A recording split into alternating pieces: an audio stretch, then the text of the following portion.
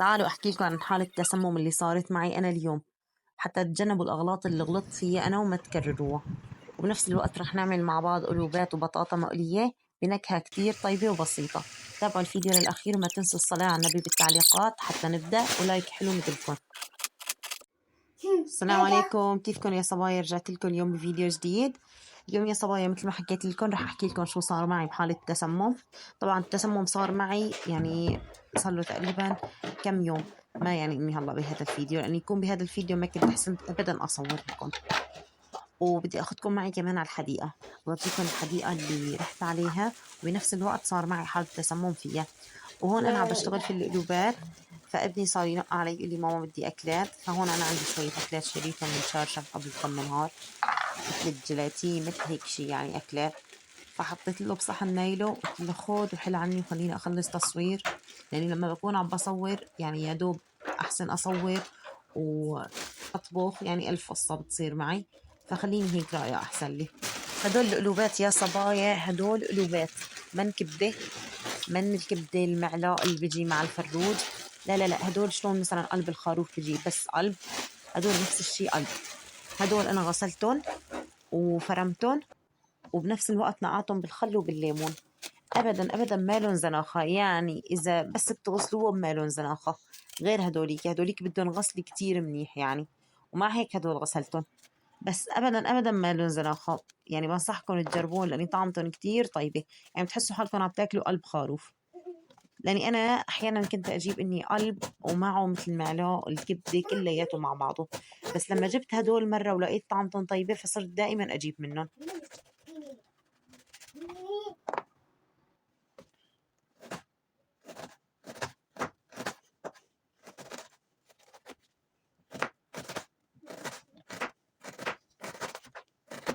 فهون يا صبايا مثل ما لكم شايفين عم بفرم البصل، هذا بصل احمر غير البصل الازرق اللي بحرق العيون، ما بنعود بنشوف بعيوننا لما نكون عم نفرمه.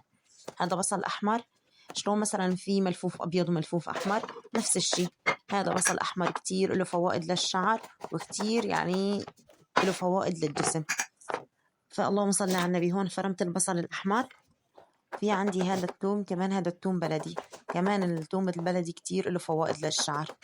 بحكي لكم انا هدول المواضيع لان في منكم كتير مهتم بموضوع الشعر، خصوصا يعني البنات كتير بحبوا اني هيك الشعر الطويل، كتير بحبوا اني شعرهم يقوى.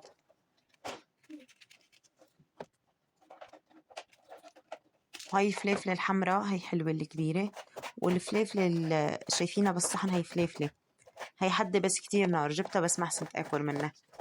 صرت قلت بدي اساوي دبس فليفلة، بدي اخذ منها يعني لاني جبت منها هيك شوي، قلت بدي اخذ منها واحد الدبس الفليفلة. فهذا أزبط حل، يعني ما بتتاكل أبدا، الواحد ما بيحسن بياكلها لأني نار.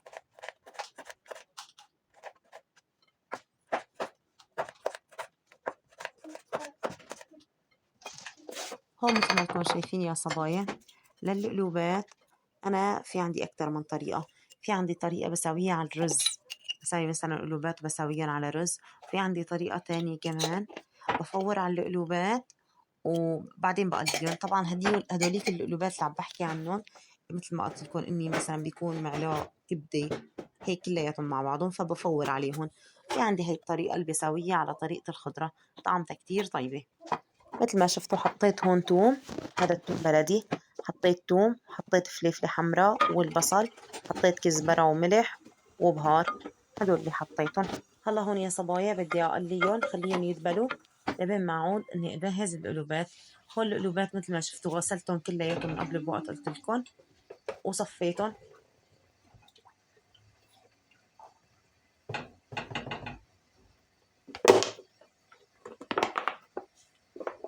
هون يا صبايا انا رح اقلي الخضره، وبنفس الوقت كمان هون انا كنت غاسله القلوبات مثل ما قلت لكم نقعتهم من قبل بوقت، ريحتهم متغرف القلب، طلعوا شكلهم شلون القلب، ريحتهم عن جد كتير كتير طيبه، يعني ما لهم ابدا زناخه. حطيت كمان هون نسيت اقول لكم بغيابكم، حطيت قرنفل. هون مثل ما شفتوا فضيت الزيت لاني كان خلصان الزيت عندي، فعبيت الطنجره زيت من اول لجديد.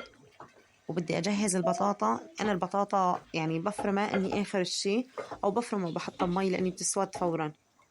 هون رح اقلبهم كم تقليبه، بعدين اني اعيفهم قبل ما اخلص البطاطا. صوت غطاء القدر يضربان بعضهما البعض. صوت صنجات. نعم صحيح. هون يا صبايا هديت النار على القلوبات وبدي أقطع البطاطا لما ما يصيروا القلوبات بكون خلصت البطاطا كمان.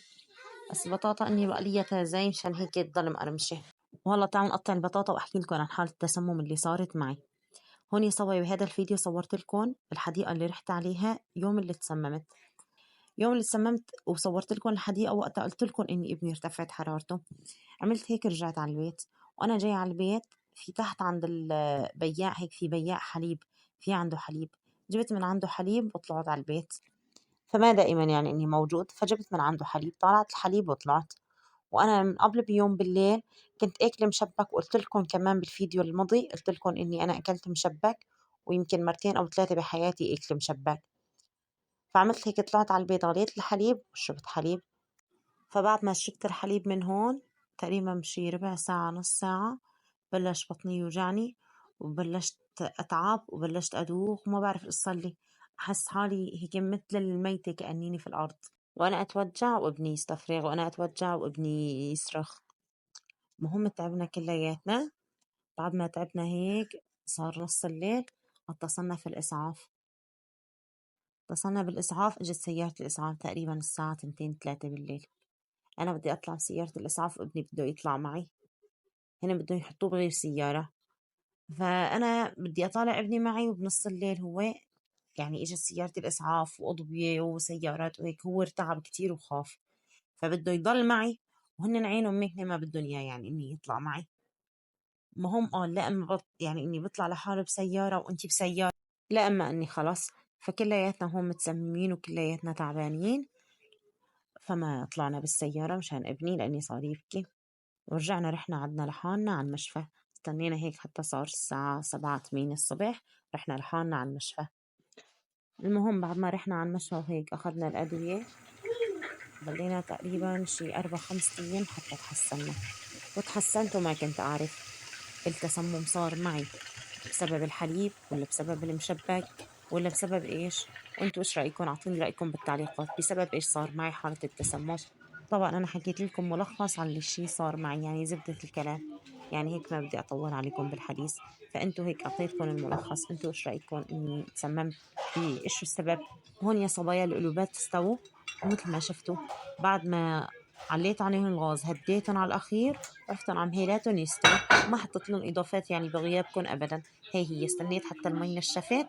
طبعا أنا ما حطيت لهم مي، هي المي من الخضرة صارت، واستنيت المي نشفت. بعد ما نشفت قليت البطاطا، شفتوا البطاطا شلون قليتها قدامكم. قليت البطاطا وحطيته هون طبقتها قدامكم كمان. ولما كنت عم بسكبون صورت لكم اياهم، فكرت التليفون عم بصور، فبعدها لقيته ما عم بصور، فقعدت ورجيتكم هذا المقطع وانا عم بحط كمان البطاطا. يلا ما مشكلة على السكب ما بيناتنا. هون زينتون بليمون وفليفلة حمراء، هي فليفلة حمراء والتاني كمان فليفلة ها حمراء وصفراء ما تفكروا بنادول. والله بنهاية الفيديو رح أورجيكم الحديقة اللي رحت عليها. وما قلتوا لي عجبتكم القلوبات في هيك الطريقة؟ ومرة اللي بعدها إن شاء الله بدي أسوي لكم إياها على طريقة الرز كمان، كتير طعمتها طيبة كمان بطريقة الرز. تعالوا أدق لكم إياها، شوفوا لي هيك شكلها ولونها كتير حلو صار. عن جد لسه على الواقع يعني شكلها أحلى من هيك على الواقع.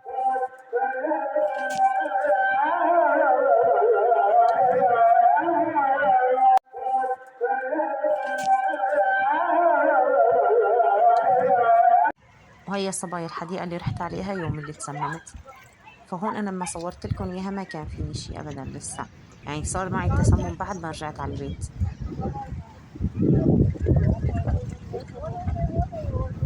هون يا صبايا كنت جايبة معي هون أنا أكلات، وكنت جايبة معي هيك شغلات.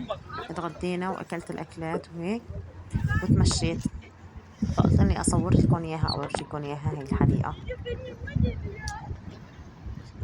الجو كان كتير حلو فيها، يعني لا في برد ولا في شو، وأنا كنت يعني طلعانة بالعصر تقريبا.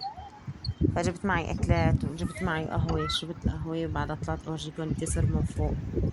فلفت نظري إني في فوق يعني مبين إني في سمك كتير، فما بعرف صورت لكم السمك بس ما بين بالفيديو، يعني هلا أنا عم بشوف الفيديو مو مبين السمك مثل عادي.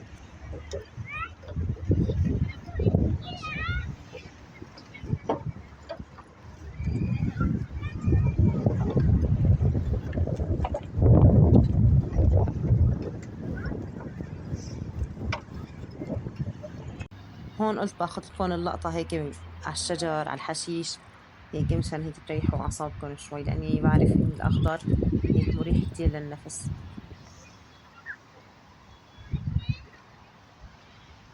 فيا صبايا نصيحتي لكم إذا تجيبوا أكل من السوق تأكدوا إن تكون نظيفة 100%.